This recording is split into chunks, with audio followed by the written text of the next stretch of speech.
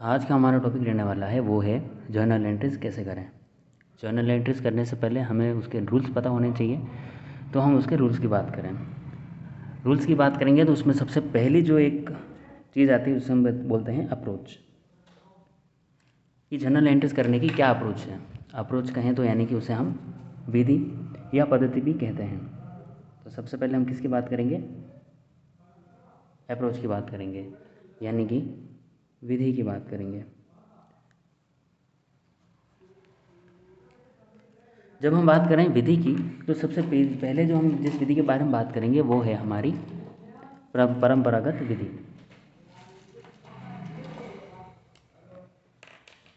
तो उस परंपरागत विधि के अनुसार खाते कुल 3 प्रकृतियाँ प्रकार के होते हैं। खातों की प्रकृति या प्रकार। तो खाते कुल 3 प्रकृति के या प्रकार के होते हैं। सबसे पहला होता है नाम मात्र, दूसरा आता है वास्तविक, और तीसरा आता है हमारा व्यक्तिगत। नाम मात्र खाते जो सामान्यतः संबंधित होते हैं ये खर्चों व आय से संबंधित होते हैं। यानी कि नाम मतलब वो सारे आय खर्चे सब कुछ नाम मात्र प्रकृति के होते हैं। वास्तविक में जो आता है वह है संपत्ति। वास्तविक में जो आता है वह कौन है? संपत्ति।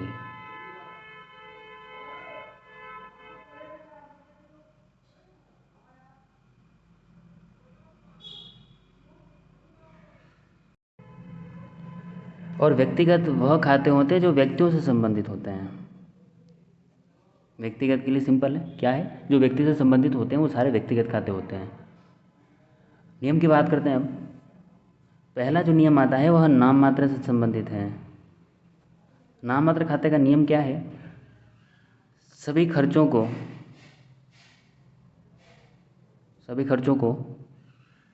डेबिट करो और सभी आयों को या आय को क्रेडिट करो।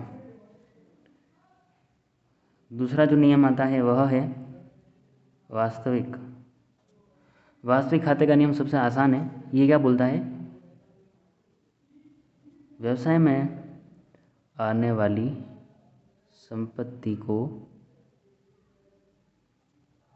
डेबिट करो और व्यवसाय से जाने वाली संपत्ति को क्रेडिट करो। व्यवसाय से जाने वाली संपत्ति को क्या करना है? हमें क्रेडिट करना है।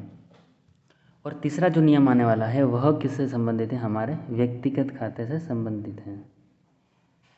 व्यक्तिगत खाते का नियम बड़ा आसान है। ये बोलता है कि प्राप्तकर्ता व्यक्ति को हमें डेबिट करना है और देने वाले व्यक्ति को हमें क्रेडिट करना है। ये तो नियम हो गए, लेकिन कुछ खास बातें हैं जो आपको मैं एक बार बताना चाहूँगा। जिसमें पहला है कि हमें पता होना चाहिए कि कौन से खर्च हैं, कौन से आय हैं। हमें थोड़ी सी इतनी सी पहचान करने की एक कौशल होना चाहिए हमें कि किस तरह से हम पहचान करें कौन सा खाता खर्चा है, कौन सा खाता आय है। तो कुछ खर्चों के नाम बता देता हूँ, उसके आधार पर आप ये पता कर सकते हो कि कौन से खर्चे हैं और कौन सी आय है। जैसे जिसमें हमें कोई पेमेंट करना है, बिजली का बिल है, सैलरी है, मजदूरी है, ये सभी क्या हैं? खर्चे हैं। मजदूरी को इंग्लिश में बोलते हैं वेजेस।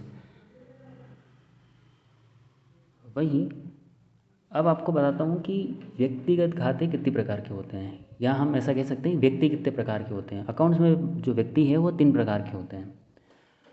ये व्यक्ति कितने प्रकार के होते हैं? 3 प्रकार के होते हैं।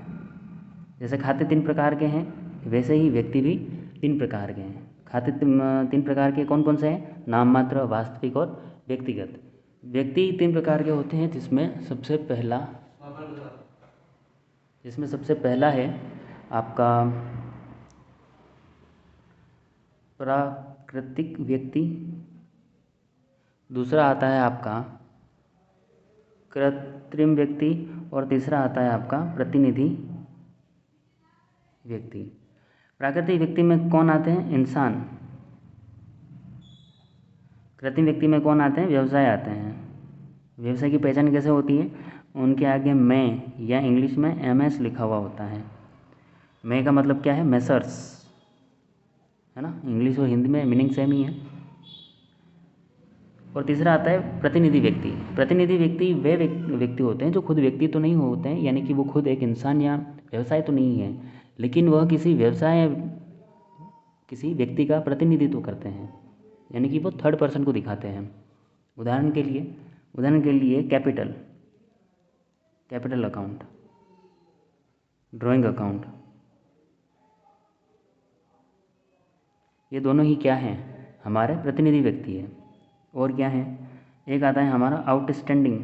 आउटस्टैंडिंग का मतलब होता है बकाया, आउटस्टैंडिंग एक्सपेंसेस। एक होता है हमारा आउटस्टैंडिंग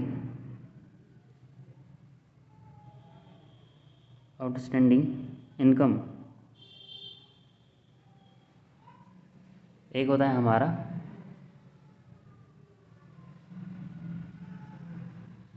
प्रीपेड एक्सपेंसेस अकाउंट। और एक होता है हमारा एडवांस इनकम अकाउंट। तो ये सभी क्या है? हमारे प्रतिनिधि व्यक्ति। ये बात आपको याद रखना बहुत ज़रूरी है। आप नाम मात्र में कंफ्यूज नहीं होंगे, आप व्यक्ति में कंफ्यूज नहीं हो, वास्तविक में कंफ्यूज नहीं होंगे। आप सबसे ज़्यादा कंफ्यूज होंगे व्यक्तिगत में। जहाँ कहीं व्यक्ति का नाम आएगा, राम, श्याम, मोहन, सोहन, जहाँ कहीं बिजनेस आएगा, messrs Lara India, messrs Mohan Shyam, जो भी, आप वहाँ पे भी कंफ्यूज नहीं होंगे। लेकिन जैसे ही किसी प्रतिनिधि व्यक्ति का नाम आ गया, जैसे ही किसी रिप्रेजेंटेटिव पर्सन का नाम आ गया, आप वहाँ कंफ्यूज हो जाओगे। वहाँ आपको पता नहीं चलेगा कि ये नाम मात्रा में लेना है, ये वास्तविक में लेना है, व्यक्तिगत में लेना है। जब भी किसी अकाउंट के बारे में आइडेंटिफाई करना हो कि वह नाम मात्र व्यक्ति है, तो एक क्वेश्चन पूछो कि क्या ये किसी खर्चे का नाम है, क्या ये किसी आय का नाम है। किसी व्यक्तिगत के बारे में पूछना हो तो ये पूछो कि क्या उस व्यक्ति का नाम हो सकता है क्या। किसी व्यक्ति का नाम आप टेलीविज़न नहीं रख सकते ना, आप किसी व्यक्ति का नाम कार नहीं रख सकते हैं, आप किसी व्यक्ति का नाम आप टेलीफोन एक्सपेंसेस नहीं रख सकते हैं। तो आप अगर सवाल करेंगे कि ये कोई पर्सन है, तो आप समझिए उस चीज़ को कि क्या वो पर्सन हो सकता है या नहीं हो सकता है। तो आपको ये कुछ अकाउंट हैं, इन अकाउंट्स को ध्यान में रखना ही पड़ेगा। Capital account, drawing account, outstanding expenses account, outstanding income account, prepaid expenses account, advance income account. ये सभी प्रतिनिधि व्यक्ति होते हैं व्यक्ति है, लेकिन कौन से होते हैं? प्रतिनिधि व्यक्ति होते हैं। ये कोई खर्चे नहीं है, ये कोई एसेट्स नहीं है, ये पर्सन होते हैं। ओके, तो आज के लिए इतना ही। Thank you.